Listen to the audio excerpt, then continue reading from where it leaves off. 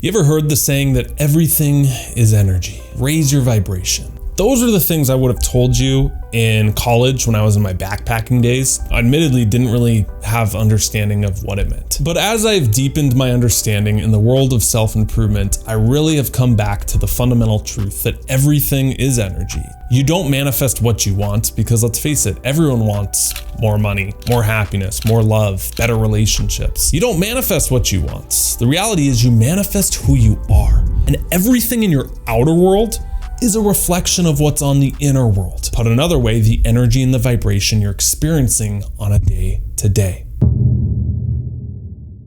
I want to be a bridge between some more esoteric spiritual knowledge and really practical, grounded self-improvement application. Because I'm telling you, for me, this one concept, I never saw the world the same way. Before I explain the secret chart I drew up for you and we deep dive, let's first talk about what is vibration and energy. Nikola Tesla said that if you want to know the secrets of the universe, think in terms of energy, frequency, and vibration. And what he was hinting at there is that everything vibrates. The material world is essentially an illusion. Now stay with me here. That desk you're watching me on right now, that phone, that computer, if you zoomed in at the very smallest quantum level, there's particles that are vibrating so fast. And at the quantum level, everything is essentially empty space and no matter. Meaning your body, these hands that you think are yours, zoomed in at the smallest quantum level, is just a bunch of energy vibrating really fast with mostly empty space. Look at the people in your life who are vibrating low vibe. Maybe you've felt in low vibe states yourself. Now, when you're in that state of self-described low vibe, do you really feel like getting out there and living at the 2.0 you? Lifting people up, being loving to those around you? No, it's kind of a dark state, isn't it? Let's just call it what it is. It sucks. I've been there at times in my life where I felt low vibe. Everything felt like it took so much energy. Some people use the word depression, but just take that word like it's depressing, it's compressing yourself. You're getting smaller and you see people depressed and in low vibes. They're literally making themselves smaller. They're hunched over. They don't have energy. They feel tired and exhausted and drained. That's low vibration. So if you want to get out of that, what's the opposite? Well, it's high vibration. You see people who are really energetic or in a high vibe or just laughing or having a good time. Think of yourself like the best moment of your life. I'm willing to bet you were in such a high vibration, time went by faster, you were having more fun. It felt more like a true version of you. All success is finding out, okay, when were you high vibe? What were you doing? How can we tap into more of that consistently? And also, what were you not doing? What are the things that suck you down and take away your energy, take away your vibration? Wouldn't it be great if there was some terminology or some visuals to explain this concept? Ooh, have I got the chart for you, my friend. I'm telling you, this explained a lot for me in my life. Ladies and gentlemen, this is the vibrations chart. Let me walk you through this and we'll give you some examples, tie this back to you and how you can use this. If you and I were to sit down together and have a brainstorm session of all the emotions you could feel on a given day, we'd probably come up with something like this, where you have low emotions at the bottom and you have high emotions at the top. In short, you want to experience more of these: peace, joy, love, acceptance, courage, and we want to let go and release these: desire, anger, apathy, shame, and guilt. Let's not get into the science of how this chart came about. It's pretty intuitive when you just look at it. I'll order less of these, please, with a side of a lot more of that. These emotions we can label as high vibe. These ones are a flow state. These ones are just getting by. They're kind of neutral. They're, I'll take it. It's better than this, which is suffering. Now, as you start to move up this emotional scale and tap into more of these high vibes, your energy starts to expand. Life starts to take on a bit of a different meaning, and the people around you, the colors are brighter, the flavors taste better. But when you're down here, your vision is so narrow focused. I mean, this sucks. So a very important point here is the process of raising your vibration is going from contracted, I call these 1.0 you, low vibe emotions, and working your way up through the inner work, through self-improvement, through believing in yourself, spirituality, through letting go, to higher ones up here. Here's what gets really cool. When you experience better emotions, you attract better people, better things, better opportunities, Like we said, you don't manifest what you want, you manifest who you are. That's right, getting it. This chart making sense so far? Okay, I wanna give you some examples to really tie this home. Let's take an example we can probably all relate to. Getting out of a relationship. And let's just say you didn't do the dumping, you were on the receiving end of getting dumped. And let's just say the person cheated on you. Very positive image, I know. You will naturally go through this whole evolution of getting over that person. You might start in an area of shame and guilt around the situation. She cheated on me because I am no good. You internalize it. It's my fault. I messed it up. Then after a while, time, hanging out with friends, doing the work, you start to move into apathy where, man, nothing matters. I don't have her. What's the point of anything? In the case of this relationship grief, you might have the fear come up. I'm never gonna find anyone again. I might be alone after this. Then you move into desire. Oh, I want them back. That's the only one I want. Maybe before or after that, you have anger.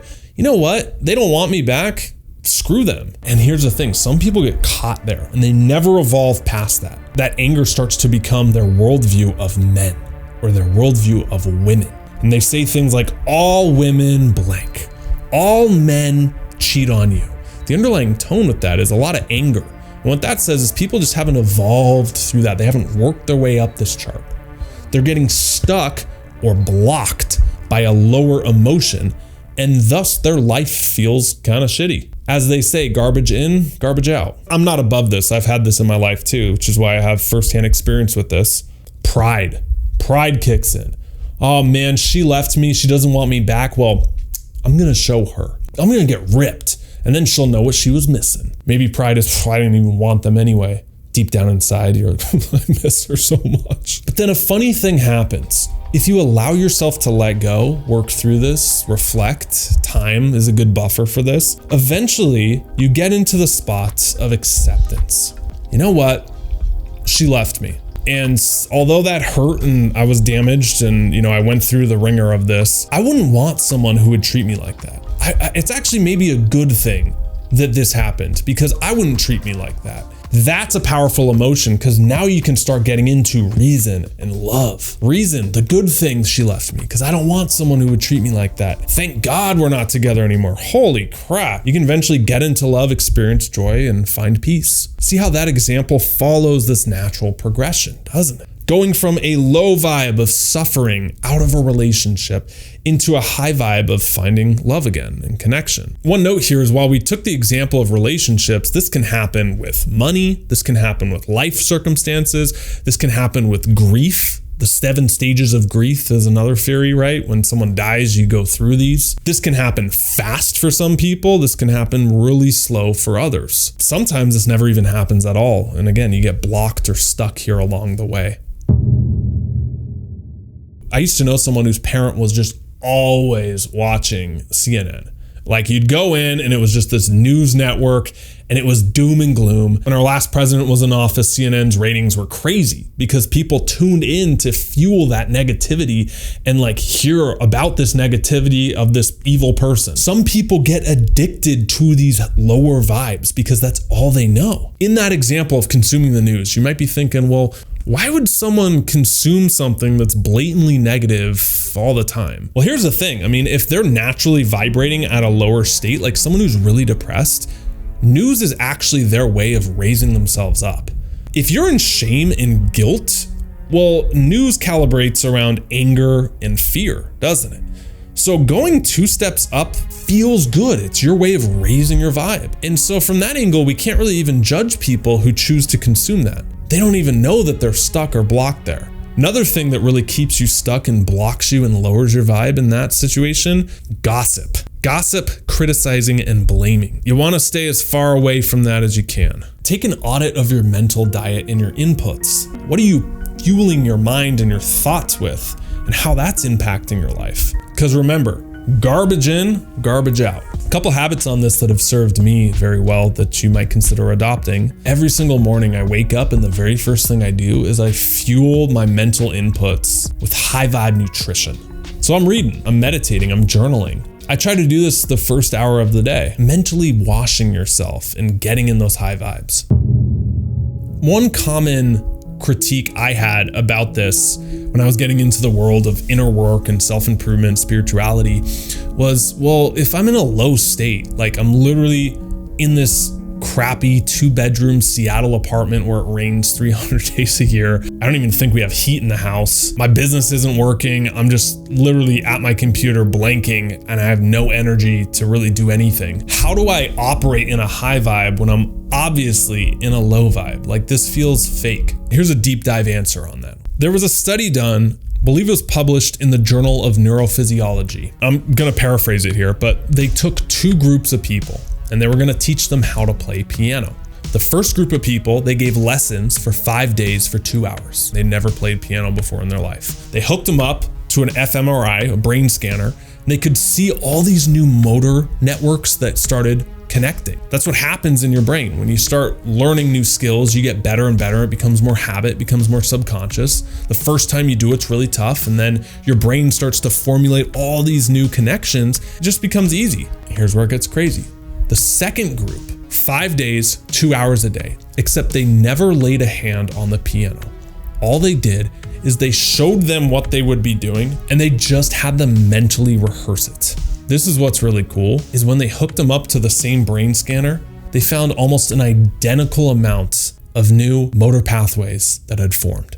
When I heard that, I got goosebumps, because why that's so cool is that your brain doesn't know the difference between something that you vividly imagine and actually experience in reality. You often hear the advice, fake it till you make it. If you're not competent for the job, just freaking fake it, buddy, and then, no one will know the difference. Actually, that's not that bad of advice, except for the fact that you often feel fake when you're doing it. So the best take on that advice, be as if. Be as if you are that person already. Because remember, your brain doesn't know the difference between if you're faking it or not. So when you're tapping into these higher vibe states, even though they don't feel like it yet, that's actually the process of raising yourself up and being as if. When I was 30 grand in debt in my mom's basement, I started creating this 2.0 identity version of me. And I said, although I don't have it yet, the million subscribers, the millions of dollars, if that's where I want to be over here and I'm back here, well, every single day that I'm actually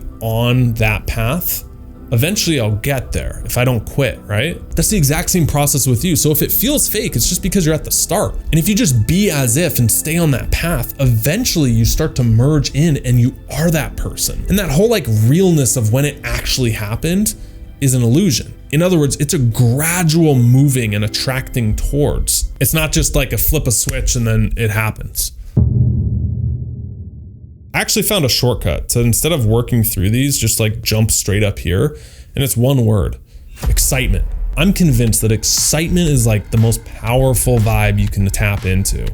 Because when you're really excited about something or someone or some opportunity or a new future, that snaps you out of low vibe like that. But I think a lot of people just forget. They do one thing and they get excited one time, usually around New Year's, right? So when you get excited about this dream version of you, it actually snaps you in to some of these higher vibes, even if you're in a lower vibe, and your brain is thinking, well, I'm excited. I don't know if this thing has happened yet because I'm visualizing it. Like we showed you in that piano study, you don't know the difference. I often say that when you're visualizing or you're manifesting or when you're journaling or you're thinking about this 2.0 you, it feels like deja vu when you get it. That's the freaky thing about when things start to manifest into your life, when your life just starts to turn around and everything starts clicking and you start seeing these results. Yes, you're excited in the moment, but when you get it, there's a different level of acceptance of yep, I knew this was gonna come. Great. You're not entitled, you're not ungrateful, but it's not like you just got surprised, knock on the door.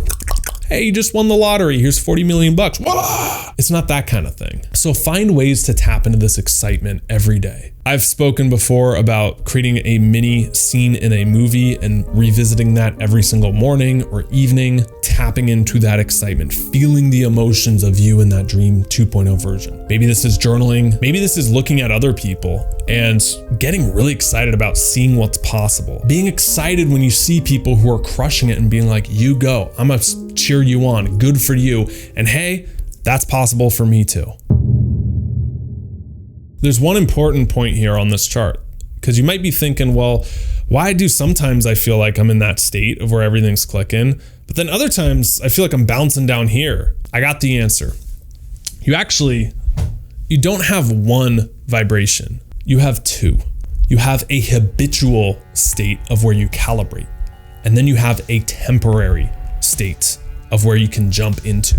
Your habitual state is what you are in 80% of your life, your day-to-day, and that's more who you are. Your temporary state is the 20%. Let's say you feel really lonely or you feel isolated. Well, when you're hanging out with friends, maybe you don't feel that. And so for a moment, you're in that high vibe state. And then as soon as you go back and this excess stimulation is gone, your friends leave, you're just like shot back into the low vibe state. Let's say you feel tired and anxious and in your head. Well, a lot of people, they take the outside stimulation of drinking and it helps loosen them up. It gives them liquid courage, right? Which if you notice on the chart calibrates in the middle. So if they're in a low vibe state, liquid courage, it brings them up and they have all this new energy to talk to people and like be themselves and express. But what's the problem? Well, you can't be drunk forever. I spoke about relationships earlier. So in this case with habitual versus temporary, some people are in a habitual emotion, a lower vibe. And remember, you attract to you what you are, not what you want. And so maybe they leave a relationship that they self-describe as being toxic. Oh, he was so toxic. He was a narcissist. And they get out of it and they're going through all these emotions. And then like 3 months later, they're in a new relationship and they're vibing so high. And they're like, this person is totally different. This person is like ultimate, like, oh, I'm so in love. And then what happens after 3 months with that person? They start to notice all these negative traits about them. The rose-colored glasses mirroring that person's flaws come off and they see them more objectively. And they're like, what the heck happened? Like, where did that person go? Where they went was there all along. You just shot up into that high vibe temporarily of love and then you recalibrated to your habitual vibe. What's the solution there? Is it to just keep jumping ship? It's to look within and raise your habitual vibration instead of focusing on that excess stimulation. So you need to recalibrate this habitual state. And what you notice is that when you start doing this inner work, when you start learning how to let go, is you find that your lows are higher and your highs are higher as well. There's a range of experience. So if you're just in this range right here, you can only experience these emotions. Maybe temporarily you get shot up to here and then you go back down. But then as you start to habitually raise your vibration through inner work, through letting go, boom, now you're here.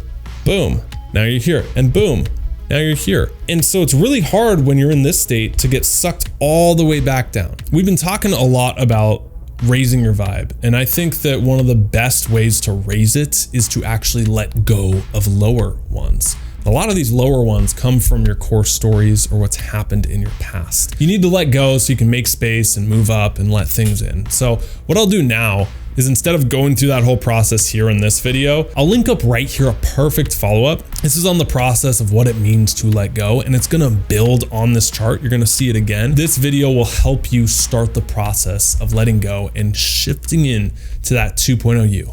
I'll see you there.